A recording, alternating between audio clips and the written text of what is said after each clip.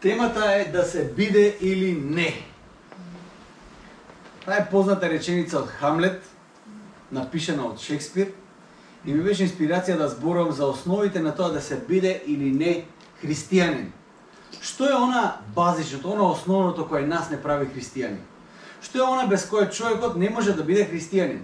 Што се тие некои основи, некои карактеристики кои христијаните ги прават христијани? После крстот, кој е како лого на христијаните, ако видите крст некаде, знаете дека тука има црква или нешто христијанско се дешава тука.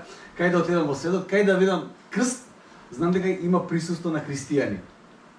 После крстот, веројатно едно од најпознатите работи за христијаните е Библијата. Христијаните се познати како луѓето на книгата, затоа што ја проучуваат Библијата. Пред да продолжам понатака, јас само ќе кажам некои факти за Библијата. Библијата е најпопуларната и најпродаваната книга во светот. Точка. Устилот не тогаш, не за тој временски период, од секогаш. Значи, од кога се печатат книги, Библијата е најпопуларна и најпродавана книга во светот и никогаш не било поинаку. Секоја година околу 100 милиони копии се купени или подарени низ светот Библија. 100 милиони копии секоја година. Вау! Причината за зашто Библијата не стои во тие некои категории на најпродавани книги, пошто New York Times, да кажем New York Times, неделно објавува као бестселер на оваа недела. Библијата не стои во тие категории затоа што тоа ќе биде една од најдосадните работи во светот, затоа што Библијата секогаш ќе биде најпродавана книга во светот. Тоа е тоа. Нема да има друга. Недела за недела Библијата ќе биде на врвот на таа листа. Устилот Библијата 10 празни места, па втората, отприлика тоа е рейтингот. Библијата е една, јас би ја нарекол една мала библиотека на книги. Поточно 66 книги, кои се пишувани во период околу 1400 години. Пишувана е на 3 различни јазици, на еврејски, арамејски и старогрчки. Пишувана е луѓе од најразлични професии. Цареви ја пишувале, рибари, доктори, пророци, луѓе од најразлични профили ја пишувале Библијата. Пишуване во различни епохи. Пишуване кога Божиот народ бил на врвот на своето владење, но пишуване и кога Божиот народ бил во робство. Пишуване во различни епохи. Поминала низ толкав период на макотрпно препишување и предавање од генерација на генерација. Таа е најпреведуваната книга во светот, најзабрануваната книга во светот и најдрагоценната книга во светот во исто време. Јас пред година дена читав една книга за Библијата, стилот книга за Библијата, и таму беше опишано многу стилот како се препишува Библијата. Кој е процесот на препишување? Интересно е дека сведоштво за тие препишувачите во денешно време е многу полесно. Имате струја, имате модерна хартија, имате хартија колку сакате. Ние баш вчера се мислевме како се вика 2 топа хартија или 2 топови хартија, се мислевме што е правилно граматички, но се купивме. Отидовме во како се викаше ова офис Плюс, да, се купивме 2 топа хартија, имаме хартија колку сакаме. Во старо време нема колку сакаш. Значи, секоја страница е ценета. Така да препишувачите обрнале посебно внимание да го препишуваат тоа. Еден вика, бубрезите ми се кинат кога препишувам. Устилот толку е макотрпно препишувањето на Библијата.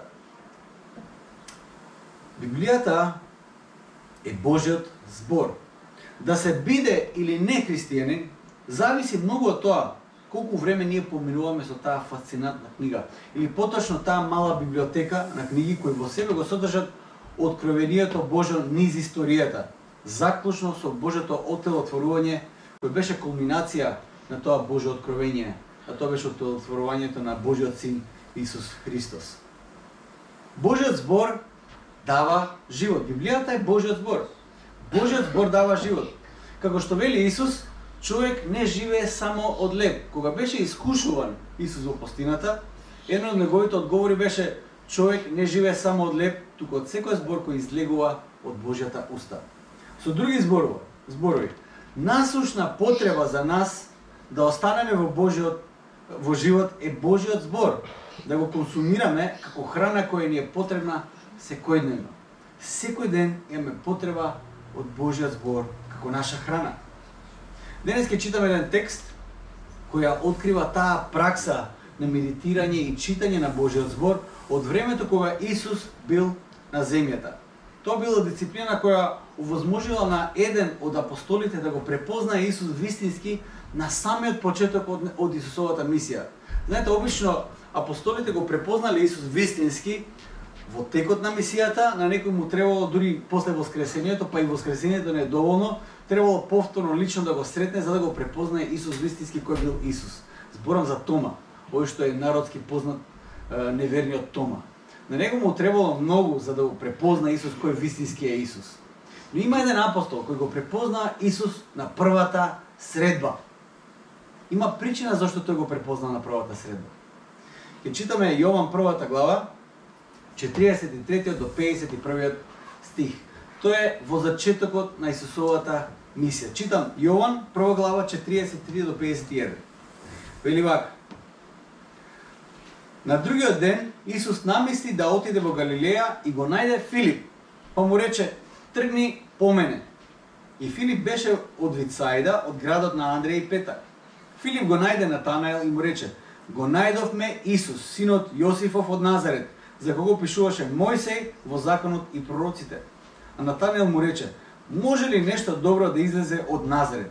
Филип му одговори: дојди и види. Исус па кога го виде Натанаел, како доаѓа кај него, рече: еве вистински израелец во кого нема луковство. Натанаел му рече: од каде ме познаваш? Исус му одговори и рече: уште пред да те повика Филип, кога беше под смоквата, јас те видов. Му одговори Натанаел и рече: Рави, што значи учителе, ти си син Божи, ти си царот на Израел. А Исус одговарајќи му кажа: дали веруваш бидејќи ти реков дека те видов под смоквата? Ќе видиш повеќе од тоа. И пак рече: вистина, вистина ви велам, од сега ќе огледате небото отворено и ангелите Божи како се искачуваат и слегуваат над Синот човечки. Амин. Ако никогаш до сега не сте ја читале Библијата или прв пат го слушате библискиот текст, ќе сватите дека овој текст е пишан пред 2000 години. Ќе видите дека наративот е малце испрекинат, текот на мислата е малце поинако од онака како што можеби ние модерно би пишувале. Во секој случај, тука се работи за три лика: Исус, Филип и Натанаел. Се работи за тоа дека Исус го среќава Филип и го повикува да го следи, да му биде негов ученик. Филип оди после, го повикува Натанаел, му вика: дојди, го најдовме овој Месијата, оној спасителот за кого пишуваше Мојсей, пророците пишува за него, го најдовме, доаѓа од Назарет, тоа му е семејството. И Натанаел вика: од Назарет? Што добро има да излезе од Назарет? Тоа е веќе, знаете, како и во Македонија борба со градови, знаете, остил Скопјани, Охридјани не се сакаат и така натаму. Има некои такви работи. Тогаш имало такви работи и во Израел. И сам Натанаел не знам од кај доаѓал, валја од Вицаида и он од кај што биле Петар и Андреј. И вика: а чекај малце, од Назарет, шо има да излезе од Назарет? Тоа не го кажува заради некакво ривалство на градови, но Натанаел има подлабока причина зашто го кажува тоа. Ќе видиме што е тоа. Да почнеме од почетокот да го анализираме овој текст. Овој текст почнува со 43 стих кој вели: на другиот ден Исус намисли да отиде во Галилеја и го најде Филип, па му рече: тргни по мене. Следи ме. Дојди по мене. Една од важните работи кои мора да ги разбереме на самиот почеток е дека црквата е заедница не на совршените, туку на повиканите. Црквата заедница не е заедница на совршените. Знаете, кога влегувате во црква, можеби на почетокот мислите дека влегувате во небото. Влегувате и очекувате сите луѓе овде да бидат совршени, ангелчиња. Само ораулите не им се гледат како на иконите. Сваќате многу брзо дека окей, значи и од црквата има некои луѓе кои се онака. Гледате, уствари сите луѓе се такви, малце луѓе. Нормални луѓе со своји успони и падови, со своји проблематични карактери и така, тоа што сам да го кажам, како тебе. Значи, сите се како тебе, луѓе нормални, кои си имаат своји успони и падови. Овој одговор овде, овој стих ни открива дека Исус ги повикува луѓето: дојди по мене. Колку чекорење со Исус му требаше на Филип да стигне до местото на кое Исус го повикал да биде? Важниот принцип пред да разбереш што значи да се биде е неуморно и безкомпромисно да следиш. Пред да бидеш, ти мораш први да следиш. Тоа е многу важен принцип во христијанството. Ти не можеш веднаш да бидеш, ти мораш први да следиш. Фактички твојот карактер, ти кој стануваш ти, си следбеник на Христос. Не постои друг начин. Јас би рекол вака, во верата да следиш значи да бидеш. Ти си следбеник Христов. Тоа е состојба во која ти си како христијанин. Христос кога те повикува, тој не те повикува затоа што ти веќе си некој добар, некој не знам што, си поминал некои тестови, туку те повикува да го следиш. И тоа следбеништо станува твојот идентитет. Тоа следбеништо станува патот до твојот нов живот. Христијаните во првите денови, знаете, ние сега јас многу лесно ќе кажам христијани и ние сите знаеме на што мислиме. Христијаните има момент во историјата кога почнале да ги викаат христијани. Пред тоа имале едно друго име. Ги викале следбениците на патот. Така се викале. Тие биле следбениците на патот. Во Антиохија ги нарекле христијани. Кога следбениците на патот, тие стануваат заедница на светиите. Дали го имаш, моето прашање е, дали го имаш слушнато Христовиот повик да го следиш него? Може би ќе си кажеш, добро, јас немам слушнал никаков глас. Океј, супер, само ако почнеш да слушаш гласови, ќе треба малце и анализа да направиш. Поентава е, Христовиот глас се слуша на неколку начини. Тој повик Христов може да биде животот на некој што го познаваш и чиј живот не можеш да го игнорираш. Едноставно гледаш дека нечиј живот отскокнува, сјае, нешто ново се случува во тој живот. И ти тоа не можеш да го игнорираш. Тој Христов повик може да биде некој тој длабок копнеш за мир. И некако Христос го насочува твоето внимание кон некој човек, кон некој следбеник негов, кој на тој пат кој го следи Христос. Тој Христов повик може да дојде на најразлични начини, но тој повик кој ги адресира нашите најдлабоки чувства, нашите најдлабоки копнежи и потреби како човечки битија. Тој Христов повик, како што кажав, доаѓа на најразлични начини и Исус го бара твојот одговор. Минатиот четврток на Алфа курсот зборував за верата. Прашањето беше, кој одговорав, како можам да имам вера. Дискутиравме за една слика која е нацртана од еден познат артист кој се вика Холман Хант. Сликата е цртеж кој опишува ситуацијата во Откровение 3 глава 20 стих, а таму пишува вака: Исус и пишува на црквата: стојам на вратата и чукам. Ако некој го слушне мојот глас и ја отвори вратата, јас ќе влезам и ќе вечерам со него. Тоа е стихот. И на таа слика Холман Хант, некаде на почетокот на 20 век, мислам дека има цртано, тој има нацртано 3 копии од таа слика. И на таа прекрасна слика, многу познато ремек дело е тоа, кога ја представил сликата, сите биле воодушевени и еден човек од публиката рекол: имаш грешка на сликата. Кажа: што е таа грешка? Гледајќи сликата на вистина на вратата, ќе видите дека нема, како се тоа? Квака, фала ви. Не знам дали е струмички збор или литература, значи квака. Кажа: бе, на сликата си заборал да нацрташ квака. И го има, значи на сликата го има Исус, како стои на вратата да чука, ама нема квака. Супер е сликата, ама нема квака, мислам, грешка. Тоа е основна грешка. Тој човек Холман Хант рекол вака: не е грешка, затоа што вратата на која чука Исус, тоа е вратата на твоето срце и таа врата има квака само од внатрешната страна. Со други зборови, Исус не е Чак Норис со чизмите да ја струши вратата и да влезе со сила во твоето срце и во твојот живот. Тој ќе стои на вратата и ќе чука и ќе почитува твојата волја, дали ќе ја отвориш таа врата или не. Зошто? Затоа што тој те создал така.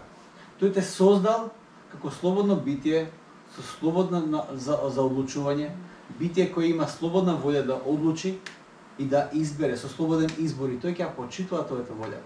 Како што вели К.С. Луис, на крајот на времето ќе биде или ти на Бог ќе му кажеш да биде твојата волја, или Бог тебе ќе ти каже нека биде твојата волја. Секој што ќе го чуе тој глас, ја отвори вратата, Исус ветува дека ќе влезе и ќе вечера со него. И тоа е радосната вест. Исус му вели на Филип, дојди и следи ме.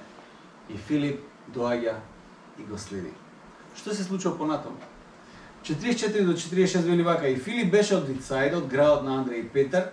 Филип го најде Натанаел и му рече: го најдовме Исус, синот Јосифов од Назарет, за кого пишуваше Мојсе во законот и пророците. А Натанаел му рече: може ли нешто добро да излезе од Назарет? Филип му одговори: дојди и види. Дојди и види. Тоа што можеме да го видиме овде во следните неколку стихови е брануваниот ефект на Христовиот повик. Исус го повикува Филип, а потоа Филип го повикува Натанаел. И тоа е еден брануван ефект. Тоа е како кога ќе фрлите камче во вода. Знаете, ќе го фрлите тоа камче и се создаваат како бранови и одат насекаде. Да поминеш една минута со Исус, речи си е невозможно да не раскажеш за таа возбуда на некој друг. Речи си е невозможно. Да бидеш во тоа присуство, да ја видиш, да почувствуваш, да ја искусиш личноста на Исус. Невозможно е да си отидеш од таму равнодушен. Некој кажа вака за Исус. И тоа можеме да го видиме од библискиот текст. Можеш да го сакаш за Исус, можеш да го сакаш или можеш да го мразиш. Само не можеш да го игнорираш. Нема шанси. Затоа што во први век имало 5000 луѓе што го следат Исус, имало толпа што сака да го расне, ама никој не го каже кој е ова, мислам нема. До царот стигнува. Од најсиромашниот до најбогатиот слушаат за Исус. Тоа што е многу важно е причината заради која ти доаѓаш кај Исус. Ќе слушнеш за него, може ќе биде интересен, но мораш да ја знаеш причината зошто доаѓаш кај Исус. Во овој случај фасцинацијата која ја имаше Филип беше само фасцинација од Исус самиот. Филип не размислуваше за прашањето од каде доаѓа Исус, нели? Дали доаѓа од почитувано семејство? Што нуди Исус за возрастна? What's the catch? Така. Тој го сретна Исус и ја виде вредноста Христова во тоа кој е Исус. Исполнување на Божјото ветување за спасение на светот. Тоа не се однесува на мојот мал свет, како некои примери во Новиот Завет и некои средби кои ги имаше Исус. На памет ми доаѓа средба со богатиот млад човек кој доаѓа кај Исус и на некој начин ја бараше таа последна заповед. Има една приказна во која доаѓа еден млад човек кај Исус и му вика: учителе, што треба да направам да наследам вечен живот? Он му вика: па, го знаеш законот, пророците, прави го тоа. Све правам. Што друго треба да направам? Тоа што тој младич го очекуваше беше 11-та заповед. Да стане, за да ја исполни, да стане прифатлив или да стане доволно добар. Но верувате, тој човек си отиде многу разочаран. Понекогаш во црква мислиме дека само болните и соромашните ќе дојдат во црква од очај или честопати ќе имаат погрешни очекувања, доаѓаат тука од пиле млеко да има или доаѓаат тука одма да бидат некои исцелени, само што ќе се помоли Живко, готово исцеление се случува, сите оздравуваме и така натаму. И гледа дека не се случува тоа. И честопати тоа се случува да дојдат луѓе и се случувало дури на почетокот на црквата. Свети Августин ќе каже дека многу малку луѓе доаѓаат во црквата заради Исус. Многу доаѓаат од своји причини и потреби. Но во овој случај богатиот млад човек немаше апсолутно никаква потреба. Он имаше се. И дојде кај Исус на некој начин сметајќи се себе дека е доволно добар. Тој за себе смета дека е доволно добар човек. И дека тоа што чувство дека му фали во животот, може би е некоја 11-та заповед, дури и таа 11-та заповед што му фали не е по негова кривица, затоа што он 10-те што ги знае ги прави. 11-та што не ја знае, што чувство дека му фали, таа не ја прави. Значи он не е крив. Разбирате? Чувство дека не е доволно, ама он не е крив, затоа што не ја знае. Ја очекува таа 11-та заповед. Сега младиот човек си оди разочаран затоа што дојде од погрешни мотиви и со погрешни очекувања кај Исус. Во записот на евангелистот, во претходните неколку стихови го гледаме другиот следбеник Андреј, кој е спомнат исто во тој текст, братот на Петар, како го следи Исус затоа што Јован Крстител го препознал Исус дека оној врз кого Божиот дух се спушта и останува е тој Исус. Андреј од тој ден го следи Исус се до неговата смрт. Не затоа што видел нешто друго, туку го препозна Исус таков каков што е. Вика, прави, учителе, каде одиш? Сакаме да дојдеме ние. Исус вика, дојдете и видете. Одат, поминаа заедно и Андреј останал со него до крајот на неговиот живот. И доаѓаме до оној кој служи како пример за нас денес, оној ученикот за кој јас сакам да зборувам денес најмногу, Натанаел. Вели вака, Исус пак, кога го виде Натанаел, како доаѓа кај него рече, еве вистински израелец, во кого нема лукавство. Да бидам искрен, не можам да се сетам Исус да каже вакви зборови за било кој друг. Не се сеќам. Ќе каже за нечија вера дека била ваква вера во целиот Израел, нема или нешто друго. Ама ваков комплимент до сега јас немам сретнато Исус да каже на било кој друг. Еве вистински израелец во кого нема лукавство. И тоа го кажува некој што ги чита човечките срца.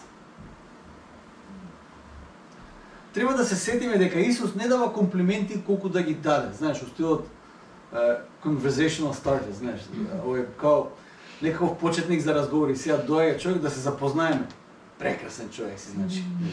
Исус не го прави тоа од тие причини. Понекогаш ние само за да избегнеме непожелна ситуација или да бидеме културни, ќе премолчиме еден куп работи што да иритираат кај некој и ќе дадеме комплимент како средство за некаков бафер зона, за некаква бафер зона. Дури со комплимент создаваме и некакво растојание помеѓу нас. Не знам дали сте го правиле тоа, јас сум го правил. Со комплимент ќе направиш простор помеѓу тебе и некој друг, само да го оддалечиш малце, да не почнеш да ги изразуваш неговите иритирачки ствари што ги гледаш, што те иритираат. Тоа барем начин на кој ги прославуваме различностите денес, па дури и некои не иритираат многу. Исус не го дава комплиментот за да избегне незгодна средба, туку открива што тој мисли за Натанаел, направо го кажува тоа. Во преходниот муабет, што го имаме запишано помеѓу Филип и Натанаел, тој што го прочитав, кога Филип му кажа, дојдиве, го најдовме Месијата, го најдовме оној за кого пишува Мојсей, пророците, Натанаел има сличен карактер и табиет како Исус во овој момент. Кога Филип го повикува Натанаел да дојде да го види Исус од Назарет, Натанаел без да размислува, го кажува тоа што го мисли. Може ли нешто арно да излезе од Назарет? Натанаел си кажува направо. Он не пресметува, чекај малце, ја не го познам човекот, да не зборам така без везе. Не, он си каже, може ли нешто саглам да излезе од тој Назарет? Натанаел не сака да го навреди Исус, или да кажеме дека Натанаел е некој песимист или негативна личност. Натанаел во овој коментар открива дека неговото расудување се потпира не на некакво површно воодушевување или некаква еуфорија во овој момент која се случува за Исус, туку на нешто друго. А тоа нешто ќе го открие Исус во разговорот кој го има со Натанаел. Зошто Натанаел така каже? Може ли нешто убаво да излезе од Назарет? Зошто тоа Натанаел така го кажа без да размислува, без да има некоја задршка или слично? Кога Исус му кажа, еве израелец во кого нема лукавство, Натанаел му рече, од каде ме познаваш? А Исус одговори и рече, тој 48 и 49 стих. Уште пред да те повика Филип, кога беше под смоквата, јас те видов. На тоа Натанаел одговори и му рече, Рави, што значи учителе, ти си син Божи, ти си царот на Израел. Натанаел беше под смоквата. Што значи тоа под смоквата? Дали сте размислувале зошто оваа реченица зошто овој одговор што му го даде овој Исус на Натанаел поттикна таков заклучок кај Натанаел? Исус му каже, уште пред да те повика Филип, кога беше под смоквата, јас те видов. На што Натанаел одговори, ти си син Божи, ти си царот на Израел. Што се случува под смоквата?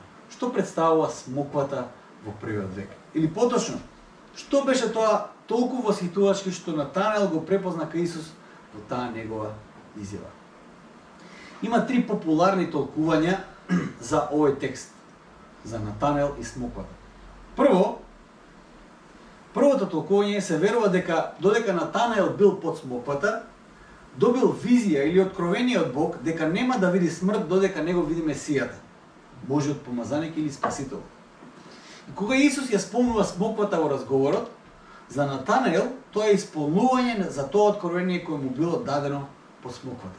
Тоа е едното толкување, дека Натанел веќе имал некакво откровение и кога Исус ја спомнува смоквата, Натанел му се поврзуваат сите коцки, знаете, и вика, вау, ова е Месијата, како инако ќе го знае тоа. Тоа е првото толкување. Второто толкување е дека популарен месијански израз во тоа време бил изразот под смоквата. Смоквиното дрво било символички поврзано со надоаѓањето на месијанската ера на владење. Зошто Филип толку усрдно трчал да го викне Натанел и да го запознае Исус? Можеби затоа што Филип добро знаел дека Натанел е во усредно исчекување на Месијата. И со тоа што Исус му кажува дека го видел уште кога бил под смоквата, на некој начин Исус во оваа реченица ги открил најдлабоките копнежи кои Натанел ги имал, а тоа биле за доаѓањето на Божиот помазаник на Месијата. И таквиот поглед на Исус во копнежите на Натанел, тој разбира тоа како Божо време на делување и го пропознава Исус како Месија. Со други зборови, кога Исус му кажа на Натанел, те видов под смоквата, со тие зборови на некој начин му ги открива најдлабоките копнежи кои само Натанел си ги знаел. И можеби Филип, но сега Исус ги знае, без да го запознае предходно. И затоа Натанел сметал дека можеби тој е Месијата.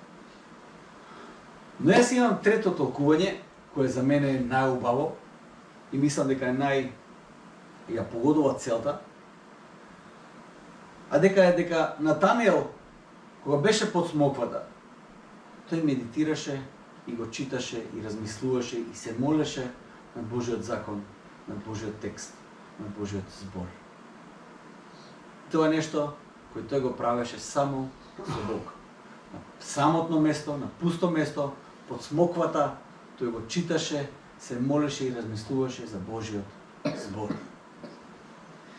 Во библиска смисла, благословот и просперитетот не е кога ти имаш милиони во банката, тука е кога секој ќе седи под својата лоза и под својата смоква без страв. Тоа е пророкот Михеј 4.4. Просперитетот и благословот во Божиот народ се случува тогаш кога секој ќе се седи под својата лоза и под својата смоква без страв. Секој си на своето. Секој има толку што му треба без страв. Во еврејската традиција тоа станува синоним за просперитет и благослов од Господ. Тоа станува место каде го уживаш Божиот благослов и медитираш над Божиот збор. Во првиот век тоа било место на молитва и на проучување и читање на Тората на Божиот збор. Под смоквата било место каде што ти очекуваш Божјата благодат и исполнување на тоа Божјо ветување дека Господ ќе го прати Месијата. Под смоквата ти го читаш Божиот збор и медитираш и си во исчекување. На некој начин да бидеш под својата смоква значи да го уживаш Божиот благослов и мир кој тој ти го дава денес. Можна е дури дека завршите зборови на Исус да го дури го откриваат текстот од Тората на кој Натанел медитирал. Моментот тој моментот во Тората кога Јаков ја сонува таа небесна скала по која се качуваат и симнуваат ангелите и подоцна тоа место тој го нарекува Бетел или Божја куќа. Секако тоа е предпоставка, тоа не е толкување на овој текст.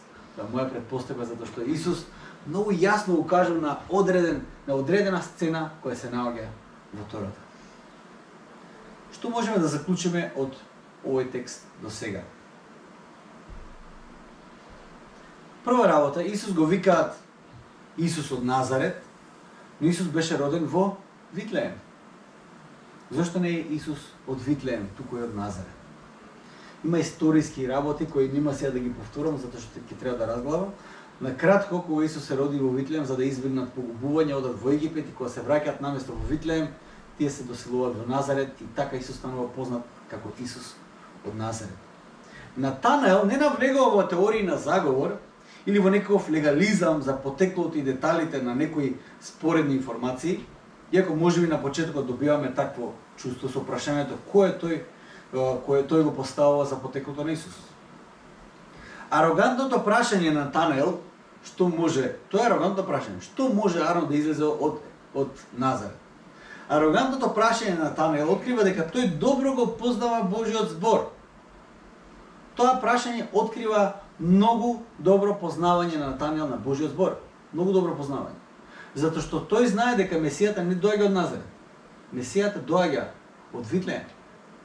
Тој многу добро го знае тоа.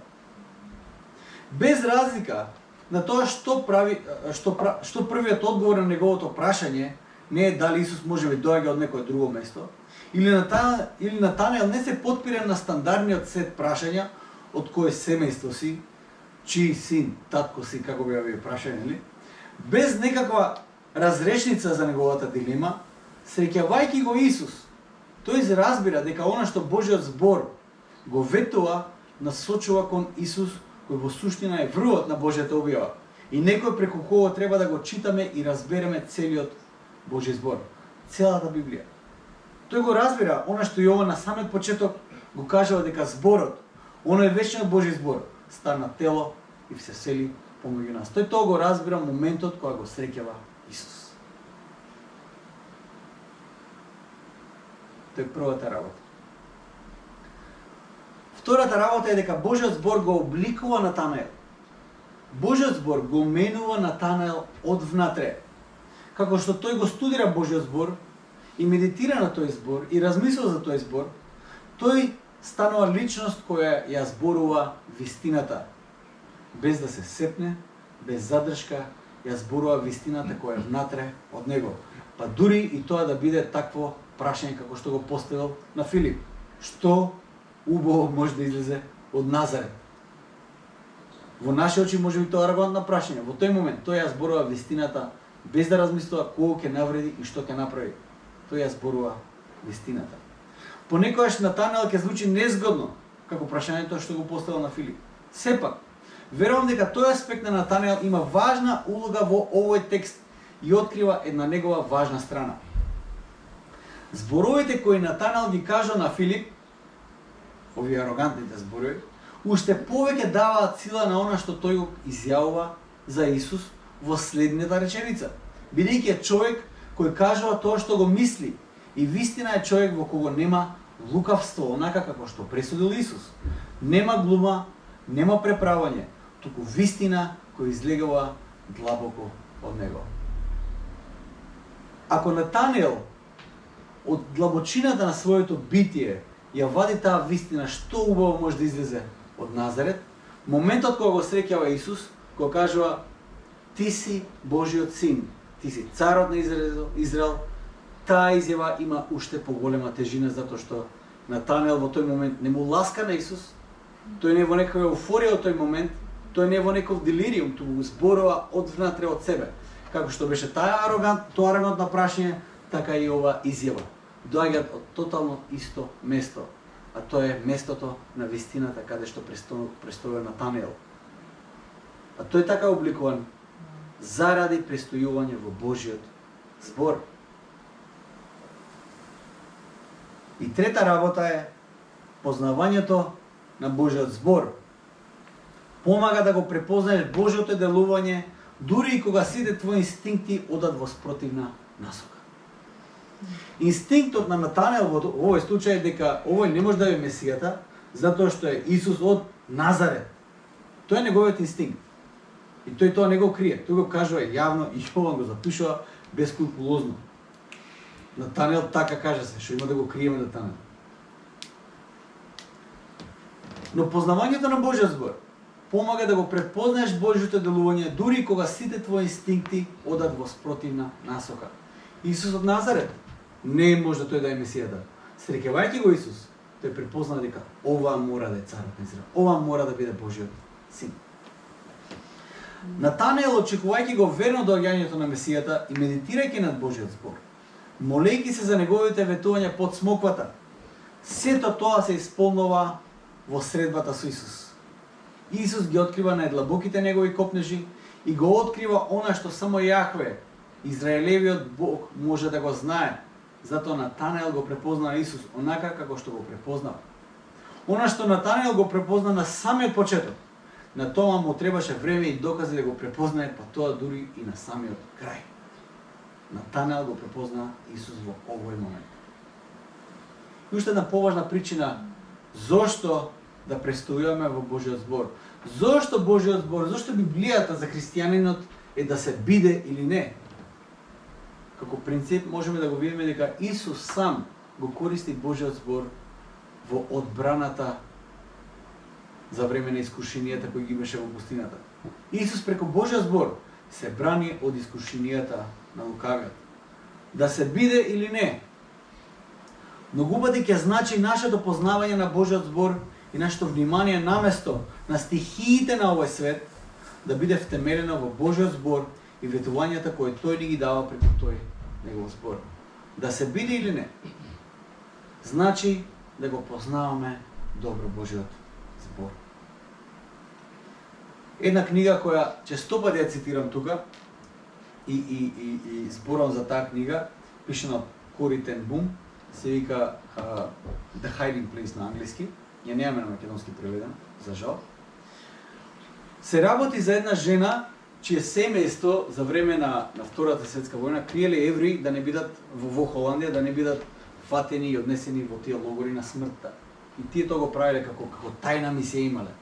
Имале скришни соби таму кај што ги криеле евреите. Имало цела една организација, онака underground организација, каде што тие биле инволвирани во една таква работа. Кога откриваат властите дека тоа го прават, иако се холанѓани, тие се уапсени, цело семејство уапсено и однесени се во тие логори на смртта. Првата станица од тие логори на смртта е полициската станица локална. Кога на почетокот биле приведени таа и сестри и ги однеле во полициска станица, помеѓу малкуте работи што им биле дозволени да ги понесат со себе, бил еден мал нов завет кој го прикачале околу вратот. Она си го носила околу вратот новиот завет, она pocket version, джепна верзија некоја, нов завет. Си ја носела околу вратот.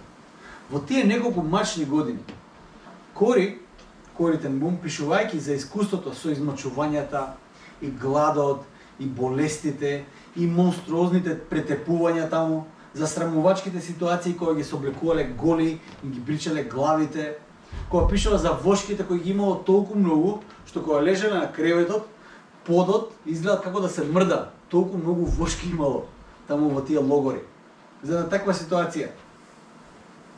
Таа од време на време ќе се сети на тоа дека единствената светлина во тој мрачен период бил тој еден мал нов завет кој го читале секоја вечер со нејзината сестра и со некои други жени од најразлични христијански традиции, за кој нов завет таа одново и одново доживувала чудо врз чудо, како останува во нејзино поседство после толку претреси од војниците во тие кампови. Значи во тие кампови влегуваш гол, разбирате, соблекуваш се и влегуваш гол. Такви се тие претреси. Таа неколку пати сведочи за чудо како тој нов завет останува во нејзините раце. Не е можно. Не е можно.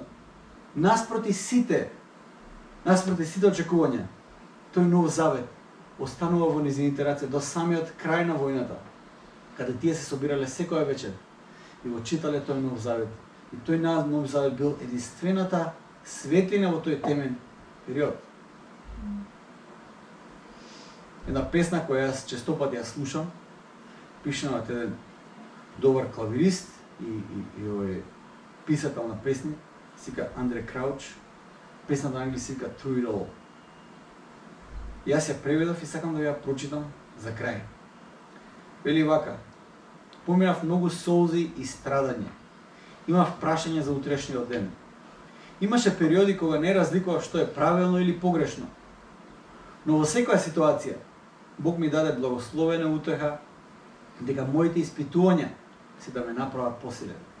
Сум патувал многу и на многу места, сум видел многу лица и сум бил со многу луѓе, но имало време кога сум се чувствувал осамен.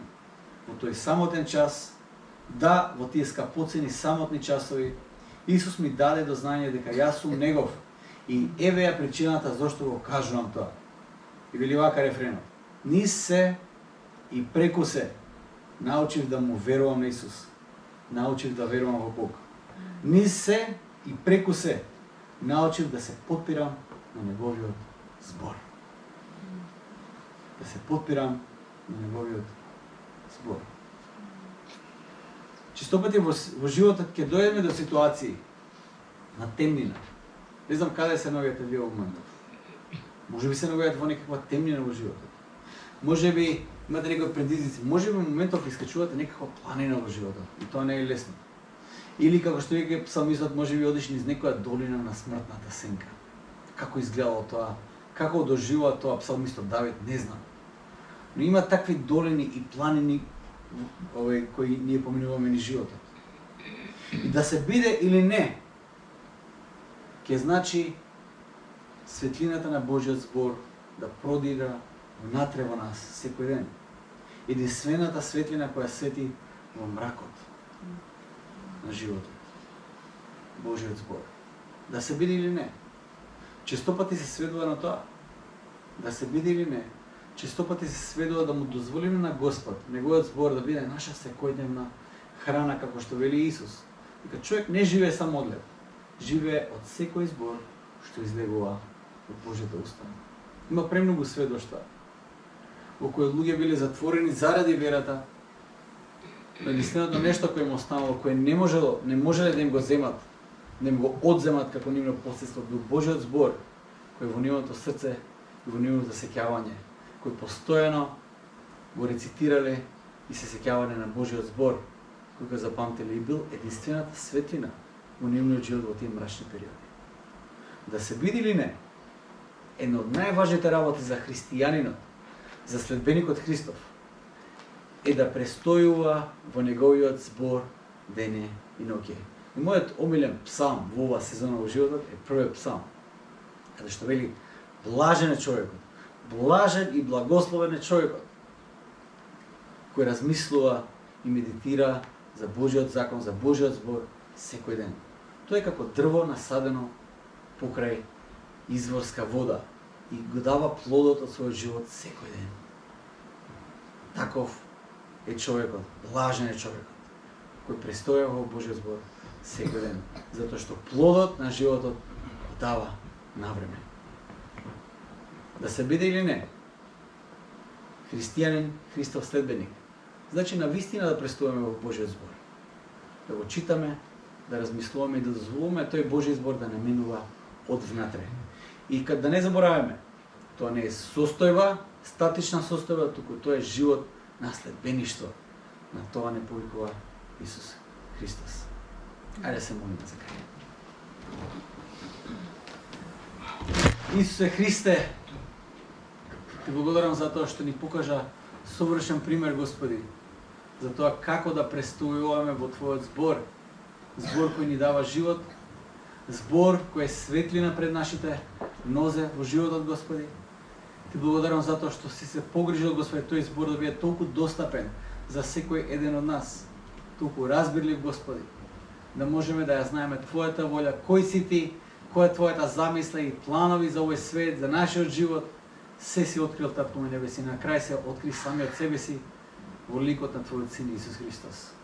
Тоа го препозна Натанаел и сите Твои апостоли и милиони христијани, Твои следбеници кои те следат низ историјата. Татко небесен, јас те молам, помогни тогаш кога имаме избор, наместо темнината да престојаме во светлината на Твојот збор. Затоа што Твојот збор на вистина е светлина, светлина за нашите нозе. Се оставаме, Господи, во Твоите раце. Прими ја целата чест и слава. Амен. Amen.